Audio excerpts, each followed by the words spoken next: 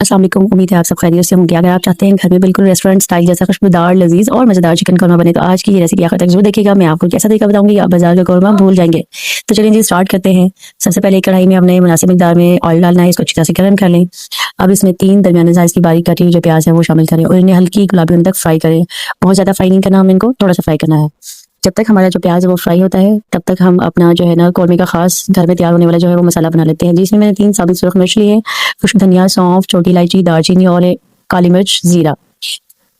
इन तमाम मसालों को हल्की आंच पर सिर्फ 1 से 2 मिनट के लिए हमने ड्राई रोस्ट करना है। जैसे ही इनकी खुशबू आने लगे तो आप चूल्हा बंद कर लें और इनको ठंडा कर लें। बहुत तेज़ आंच पर नहीं बनाना, क्योंकि ये मसाले जल जाएंगे और इनकी वो खुशबू नहीं रहेगी जिस तरह से हम बनाना चाह रहे हैं।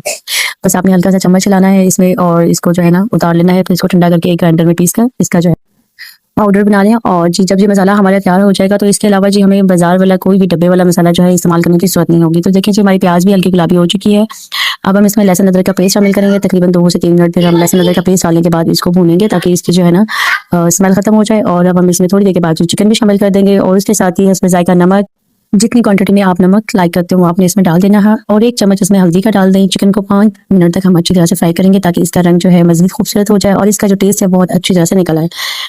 अब इसमें जी हमने 3 दरमियाने साइज़ के टमाटर शामिल करने हैं। टमाटर को मैंने अच्छी तरह से वॉश करके इनके छिलके पिलर की हेल्प से ना उतार लिए थे ताकि ग्रेवी बिल्कुल स्मूथ और रेस्टोरेंट जैसी बने, इसलिए इसके छिलके मैंने पहले ही रिमूव कर लिया है। अब हम इसमें टमाटर शामिल करेंगे। तो इनको टमाटर शामिल करने के बाद इनको अच्छी तरह से मिक्स कर लें और इनको हमने दरमियानी आंच पर तकरीबन 10 मिनट के लिए कवर करके रख देना है ताकि टमाटर जो है नरम हो जाए और अपना पानी छोड़ दें। और क्योंकि चिकन भी अपना पानी छोड़ेगा तो इसी में ये कुक हो जाएंगे।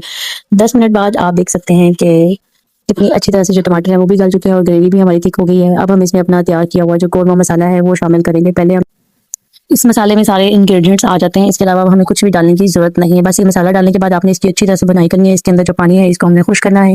जैसे जैसे ये पानी खुश्क होगा मसालों की इतनी शानदार खुशबू आएगी कि आपका पूरा घर महक उठेगा। जब पानी तकरीबन खुश्क हो जाए तो इसमें आपने एक आधा कप जो है ना दही को शामिल कर देना है और उसके साथ थोड़ा सा पानी भी डाल दें ताकि दोबारा पकने दें इसको और इस मसाले जो है वो अच्छी तरह आपस में मिक्स हो जाएं और चिकन में एक बेहतरीन टेस्ट आ जाए।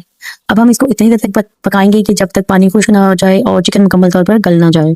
इसका पानी भी थोड़ा ड्राई हो चुका है और चिकन हमारा कुक हो गया है। बहुत मज़ेदार खुशबू आ रही थी जी, बिल्कुल रेस्टोरेंट स्टाइल में हमारा देगी चिकन कौरमा बिल्कुल तैयार है। इसका रंग, इसकी खुशबू, इसकी ग्रेवी देखकर मुंह में पानी आ जाए। आखिर में जी इसमें बारीक कटी हुई हरी मिर्चें और ताज़ा हरा धनिया छिड़क दें। इस कौरमे को गरम गरम नान, रोटी या चावल के साथ सर्व करें। अपने घर वालों की तारीफें समेटें। अगर आपको मेरी ये रेसिपी पसंद आई हो तो वीडियो को लाइक जरूर कीजिएगा, अपने फ्रेंड्स एंड फैमिली के साथ भी शेयर कीजिएगा और मजीद रेसिपीज के लिए मेरे चैनल को सब्सक्राइब करना बिल्कुल ना भूलिएगा। मिलते हैं एक और मज़ेदार रेसिपी के साथ इंशाल्लाह। अल्लाह हाफिज़। अपना बहुत सारा ख्याल रखें।